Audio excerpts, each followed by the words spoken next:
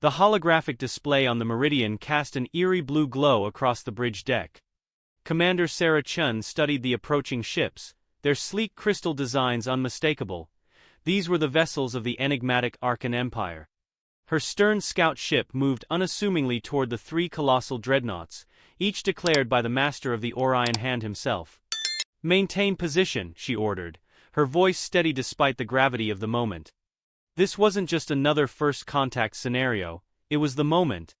Humanity had spent the past century preparing for this. Lieutenant Rodriguez adjusted his neural interface, scanning the arterial blood vessels of the ship's crew to ensure everyone remained steady. Weapons were operational but not targeted. Energy signatures confirmed Shield Class 6 technology, just as our long-range intel suggested, Rodriguez reported. Sarah allowed herself a small smile. For decades, humanity had intercepted and analyzed Arkan communications, reverse-engineered their technology, and carefully crafted an elaborate facade of primitive spacefaring capability. The Meridian itself was part of this deception, a ship designed to look advanced enough to meet the Arkan's expectations of a primitive race. "Incoming transmission," announced Communications Officer P, fingers dancing across the touch interface. The holographic display shifted, revealing a tall, alabaster-skinned figure with 4 arms and glowing luminescent features, a display of superiority. "I am Marshal Vex Thor of the Arkan Empire," the figure intoned through a translator, the crystal timbre of their voice smoothed into perfect English. "We have observed your species groping through the cosmos with great interest." Commander Chen inclined her head slightly, playing her part with practiced precision. "Greetings, Marshal. I am Commander Chen of the Tellan Exploration Team. It is an honor to meet you." Vex Thor gestured with one of their upper arms, the motion deliberate. "Yes, your species has finally achieved faster-than-light travel, primitive as your methods may be. The Empire has deemed it time to welcome you into the galactic community." Behind Sarah, her crew feigned awe and nervousness, masking the truth. Humanity's actual FTL capabilities far exceeded the archaic crystal drive technology they'd allowed the Arkans to discover. "We are honored by your recognition," Sarah replied, her tone deferential. "Our people have much to learn." Indeed, Vex Thor's luminescent patterns pulsed in what seemed to be amusement. "Your species will gain protectorate status under the Empire. We will guide your development, manage your resources, and ensure you don't harm yourselves with technologies beyond your comprehension." Sarah's expression shifted subtly to concern. "As a protectorate? I'm afraid I lack the authority to make such decisions. Our planetary council would need to." Vex Thor's glowing features darkened to crimson. "This is not a negotiation. The Empire has discovered your colonization attempts in nearby systems. Without our protection, you would surely encounter species far less benevolent than us. Accept our generous offer, or face the consequences." Sarah's team stiffened but held their composure. "Understood, Marshal. Please allow us one planetary rotation to communicate with our leadership." Vex Thor's luminescence flared briefly before the transmission cut off. Sarah waited 3 full seconds before activating a hidden quantum communicator beneath the ship's main console. "This is the Meridian. Trojan protocols are active. Contact with hostile forces has proceeded as expected." The response was immediate, acknowledged. "The Ziwu Ghost Fleet is in position. Proceed as planned. The arrogance of the Empire will be their downfall." Sarah turned to her crew, dropping the pretense of subservience. With a signal, she initiated Phase 1 of humanity's counteroffensive. Hidden colonies transmitted coded messages. Secret fleets mobilized. For a century, humanity had hidden its true strength. Now it was time to reveal why patience should never be mistaken for weakness. The Arkan dreadnoughts loomed outside, oblivious to the quantum ripples radiating from Earth's hidden ghost fleet. Admiral James Harper stood aboard the flagship HMS Shadow Blade, overseeing the emergence of hundreds of cloaked warships. Humanity's most advanced fleet, crafted in the shadows of secrecy, was ready. "Sir," Captain Maya Patel's voice crackled through the quantum network. "All ships report readiness. Proceed with Phase 1, Harper commanded." Stealth vessels encircled the Arkan fleet, each one an engineering marvel. Meanwhile, Vex Thor aboard his flagship powered up the Empire's crystalline main cannon, targeting the Meridian. "Fire," Harper ordered. The crystalline beam obliterated its target, only to reveal the Meridian as a holographic decoy. Realizing the ruse too late, the Arkan dreadnoughts scrambled to recalibrate. Marshal Vex Thor's hologram appeared on the Shadow Blade's bridge, his superior demeanor faltering. "What trickery is this?" "I am Admiral James Harper of the Terran Ghost Fleet," Harper declared, his voice calm yet commanding. "The ship you fired upon was a projection, just as humanity has been for the past century. Now, allow me to introduce you to the truth." With that, the Shadow Blade and its fleet decloaked, their sleek black hulls absorbing light, their quantum shields pulsing with energy. Hundreds of warships surrounded the Arkan vessels. "You dared mistake patience for weakness," Harper continued. "Your empire has subjugated dozens of species, wielding overwhelming force to demand submission. But today that ends." Vex Thor's luminescent patterns flickered erratically. "You cannot—" "Enough," Harper interrupted. "You have 1 hour to surrender, withdraw your forces and acknowledge humanity as equals, or face annihilation." As the transmission ended, Harper turned to his officers. "Do you think they'll comply?" "They have no choice," Maya replied. Harper nodded, watching the Arkan fleet on the quantum displays. The Empire's days of unchecked dominance were over. Humanity's ghost fleet had risen, and with it, a new era for the galaxy. Finally revealed its hand, the galaxy would never be the same. Battle of the Void Gates. The Erewhon Empire's response came not through diplomacy but through the largest fleet mobilization in galactic history, 500. Crystal Drive, warships converged on the Void Gates, ancient mysterious structures that served as the galaxy's primary FTL travel network. Their strategy was simple: control. The gates contain humanity. Captain Maya Patil now stood on her own bridge aboard the HM Spectre, watching the massed Archon armada through quantum sensors. The Spectre's sister ship to the Shadow Blade held position near the Persist Void Gate, cloaked in quantum fields that made it invisible to conventional detection. "They're really going all in." Her EXO commander, David Chen, observed, practically stripped their core worlds of defenses. For this Maya, nodding, studying the tactical display. "Pride is expensive. Senior command knew they wouldn't accept their loss of face. That's why we're here." The quantum network lit up with Admiral Harper's transmission from the Shadow Blade. "All Ghost Fleet vessels execute Operation Checkmate. Remember your training. Today we show them why humanity chose the Void Gates as our battleground." Maya straightened in her command chair. "Battle stations begin quantum targeting sequence." The Spectre's crew moved with practiced precision. Unlike the rigid hierarchy of Arterian ships, human vessels operated on a Neuralink command structure, allowing for instantaneous coordination and adaptation. Multiple C drive signatures. Tactical Officer Sarah Wong reported they're using the gate's energy field to boost their weapon yields. Just as expected, Maya smiled and deployed quantum mirrors. The Spectre released dozens of small devices that looked like simple satellites to arcane sensors. In reality, each was a quantum field generator capable of redirecting energy attacks back at their source. The first arcane strike came as a massive crystalline beam powerful enough to shatter a planet. It passed through the space where they thought the human fleet was hiding and met. The quantum mirror's mirror array functioned perfectly, Sarah announced, and a beam redirected on the tactical display. Maya watched as the Arcturians' own weapon turned back on them, shattering the shields of 3 of their dreadnoughts. The enemy fleet reeled in confusion. Now Maya ordered the execution of the primary attack pattern. The Ghost Fleet move is one quantum drive activated simultaneously as hundreds of human ships phased in and out of normal space, appearing at seemingly impossible positions throughout the Arterian formation. The Void Gate's ancient energy field, rather than hindering them as the enemy expected, actually enhanced their quantum capabilities. Multiple targets locked, Sarah reported. Phase cannons charge fire at will. The space around the Pursue's gate erupted in quantum-enhanced warfare. Human ships, virtually invisible to Arkan sensors, struck from constantly shifting positions. Their phase cannons ignored crystal shields entirely, precisely targeting propulsion and weapon systems of the enemy fleet attempting to regroup. David reported they're trying to form a defensive sphere around their command. Ship Maya opened a channel to Admiral Harper. "Sir, they're following the predicted pattern." Ready to execute Phase 2, Captain Harper's voice came through clearly. "Show them why we spent decades studying the void gates." Maya turned to her engineering chief, Dror Raj Padel, and the doctor activated the quantum resonance device.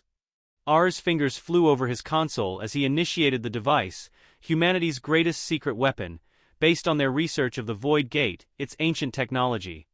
It could manipulate quantum fields on a massive scale, resonance fields, establishing ragged gates, and energy synchronizing with our quantum matrix, the void gates. Mysterious symbols began to glow with unprecedented intensity.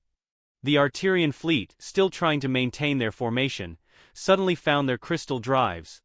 Failing by the Founders, an Arterian commander's panic transmission cut through all channels. "What are they doing to the gate?" Maya opened a broad-spectrum channel. "Attention and the Arterian fleet. Your crystal drive technology is now offline. You relied too heavily on the void gates, a standard energy field. We, however, learned to control it." The quantum resonance device continued its work, creating a field that completely nullified the Aryans' advanced technology while enhancing humanity's quantum systems. Ship after ship lost power, floating helplessly in space. The enemy fleet was disabled. Sarah reported 87% of their vessels have lost primary power. The remainder are operating on minimal emergency systems. Maya stood watching as the mighty Arkan armada drifted powerless around the void. "Gate signal, Admiral Harbor, the Perseus Gate is secured." The battle had lasted less than 30 minutes. The greatest fleet in Arterian history lay paralyzed and defeated, not by overwhelming force but by humanity's deeper understanding of the technology they'd all taken for granted. Incoming transmission from the Arterian command ship Communications reported they're requesting terms of surrender. Maya allowed herself. A small smile tells Admiral Harper. "The board is clear, the real game can begin." The Battle of the Void Gates would go down in history, not just as humanity's first major victory, but as the moment when every species in the galaxy realized that the old order had changed forever. The question now wasn't whether the Arkan Empire would fall, but what would rise in its place. The Alliance shifts. The Grand Council chamber on New Geneva Station hummed with tension as representatives from 30 different species gathered for an unprecedented meeting. 3 weeks after the Battle of the Void Gates, the galaxy's political landscape was transforming faster than anyone had predicted. Dr. Alina Santos, Earth's chief Senate-diplomat, stood at the central podium, her dark eyes scanning the assembled aliens, the chamber itself, showcasing humanity's true advancement, quantum field architecture that could reconfigure itself to accommodate any species' environmental needs. The Erewhon Empire's fleet remains disabled but intact.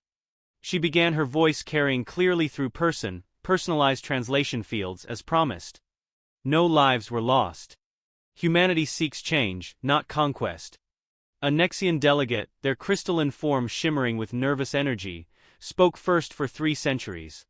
Our people paid tribute to the Empire. We believed their crystal technology was insurmountable, yet they paused, facets glinting. You turned it off like a simple light, not just turned it off but rumbled like the massive void. Walker representative, they mastered the gates themselves." Technology's oldest records, called Divine Belina, raised her hand for quiet as excited discussions broke out across the chamber. Humanity spent a century preparing, yes, but not for dominance. We prepared for this moment, the opportunity to reshape galactic civilization into something better. The chamber's quantum displays activated, showing the disabled Artian fleet still floating around the Perseus Gate. Alongside it, data streamed showing the Empire's rapid political collapse as subjugated worlds declared independence. Already 17 former Imperial worlds have requested diplomatic relations. Alina continued, "The Arkan, the Empire's grip, was based on technological superiority and fear. Once those were broken, and what guarantee do we have?" Interrupted Tia, the SEL Davian ambassador, their feathers bristling, "that humanity won't simply replace the Empire? Your quantum technology clearly surpasses anything in known space." Alina smiled at an excellent question, which is why I'm authorized to make this announcement. Humanity will be sharing our quantum technology with all species who join the new galactic cooperative. The chamber erupted in shock. Even the stoic void Walkers showed surprise. Their ethereal forms pulsing with unexpected colors. Not all of it, obviously, Elena clarified as the commotion settled, but the basic principles are enough for each species to develop their own quantum applications. We believe true stability comes through balance, not dominance. She gestured, and the quantum displays shifted to show technical schematics. These are the plans for a basic quantum field. Generators. Consider them a gesture of good faith. Our scientists are prepared to help your research teams understand and adapt the technology. The Aryan delegates' crystals chimed with excitement. This would revolutionize our entire civilization. Our crystal tech could be enhanced beyond imagination. Precisely, Elena nodded. Each species has unique insights, unique approaches. Humanity doesn't want subjects or servants. We want partners. As the delegates pored over the technical data, a new transmission cut through the chamber's communications. Admiral Harper's hologram appeared, his expression grave. Dr. Santos. We have a situation. Long range. Quantum sensors have detected something concerning. Something's coming through the outer void gates, something big. Elena felt her heart rate increase but kept her voice steady. Steady Arcan reinforcements. No, Harper's image flickered slightly. The energy signatures are completely unknown.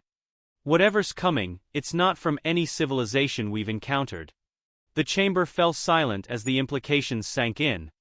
The galaxy's political upheaval had attracted attention from beyond known space. How long? Elena asked. At their current speed, 3 days until they reached the Perseus Gate network. Doctor. The void gates are activating in patterns we've never seen before, whatever built them. I think they're coming to check on their property. Elena looked at the assembled delegates, seeing their fear and their hope. The Oran Empire had fallen, but that was just the beginning. Now humanity and their new allies faced something far more mysterious. Well, she addressed the chamber. It seems the galaxy needs to stand united sooner than we expected. Ed, who's with us? One by one, the delegates stood, former enemies and neutral parties alike. They recognized that humanity had not just defeated the Empire. They had offered a new way forward as the chamber erupted. In declarations of support, Alan's quantum communicator pulsed with a message from Earth Command Operation. Phoenix is now in effect. May whatever's coming find humanity and its allies ready. The true test of the galaxy's new order was approaching faster than anyone had anticipated, but this time they would face it. Together. The dawn of a new era, the Perseus Void Gate blazed with unprecedented energy, its ancient symbols pulsing with colors that defied description. The combined fleet of the newly formed Galactic Cooperative held position, thousands of ships representing 28 species united for the first time in galactic history. Admiral Harper stood on the Shadow Blade Bridge watching the quantum readings spiral into patterns never before recorded. Beside him, Dr. Elena Santos and the Void Walker Cal monitored their own specialized instruments. The gate's quantum signature is evolving. Cal's ethereal voice resonated through the command center. These patterns are like nothing in our ancestral memories. The fleet had been positioned according to humanity's most advanced theoretical models. Ships equipped with both quantum and crystal tech formed the outer defensive rings, while pure quantum vessels like the Shadowblade maintained position near the gate itself. Energy spike. Lieutenant Park's voice cut through the tension. Something's coming through the void gate. The center erupted in a cascade of impossible geometries. Through this dimensional breach emerged the single vessel, if it could be called that. It seemed to exist in multiple states simultaneously. Its form shifting between crystalline perfection and quantum probability by all that exists. Cattle whispered, the architects themselves, the mysterious vessel, dwarfed even the largest ships in the cooperative fleet. Its surface rippled with technology that made humanity's quantum advancement look primitive by comparison. We're being hailed. Communications reported the signal is reaching us through quantum crystal and a dozen other channels simultaneously. Harper exchanged glances with Elena. This was the moment that would define galactic civilization. Open all channels. The bridge's quantum display filled with an image that took their breath away. The beams aboard the vessel were both familiar and impossible. They seemed to be made of pure energy, their forms suggesting the basic patterns that all known species shared. Children of the galaxy, the beings spoke, their words translating perfectly into all languages. Simultaneously we, the architects, have watched and waited, and now you have surprised us. Alina stepped forward. We are honored by your presence. I am Dr. Alina Santos of Earth, and we know who you are. The architect interrupted its form, shifting like starlight on water. We know all of you. We built the void gates as a test, scattered them across the galaxy, and waited to see who would truly understand them. A test Harper asked many species that discovered the gates. Some mastered crystal technology and others found different paths, but you, humanity, the architect's form, pulsed with what might have been approval. You did something unexpected. You learned, you hid, you prepared, and then you shared it. The quantum displays showed images from recent events. The Battle of the Void, Atesh, the formation of the Cooperative, the sharing of technology, the Arkan Empire, hoarded power. The architect continued. Others sought only to serve or survive, but you understood the true purpose of advancement, to lift all who would rise with you. A new signal emanated from the architect vessel, flooding the quantum network with data. These are the full schematics of the void gates and much more. You have proven worthy of the legacy we left behind. Alina's eyes widened as she scanned the preliminary data. This is beyond anything. We imagined it as yours. Now all of yours. The architect's form encompasses the entire fleet. The galaxy enters a new age. Use it wisely and you will be asked, will you stay? Our time has passed. We guard the spaces between galaxies, ensuring tests like this continue, but here now in this galaxy, the future belongs to those who choose to face it together. The architect vessel began to pulse with energy. Remember this moment, children of the galaxy. Remember that it was not conquest or submission that brought you here, but the choice to stand as equals as suddenly as they had arrived.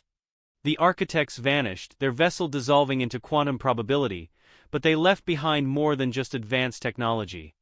They left a legacy, proof that the galaxy's greatest achievements come not from domination but cooperation. Admiral Harper looked at the assembled fleet, the former enemy now turned ally, at the endless possibilities. The architect's gift presented send word to all cooperative worlds. He ordered the void gates are just the beginning. Together we have a galaxy to explore. Alina smiled, watching the quantum displays show celebrations erupting across countless worlds. The Erewhon Empire's fall had not led to chaos but to something new, something better. Humanity had hidden their strength for a century, revealed it in a day, and used it not to conquer but to unite. Now, with the architect's blessing and legacy, the real journey could begin. The dawn of a new era had arrived and it belonged to all of them.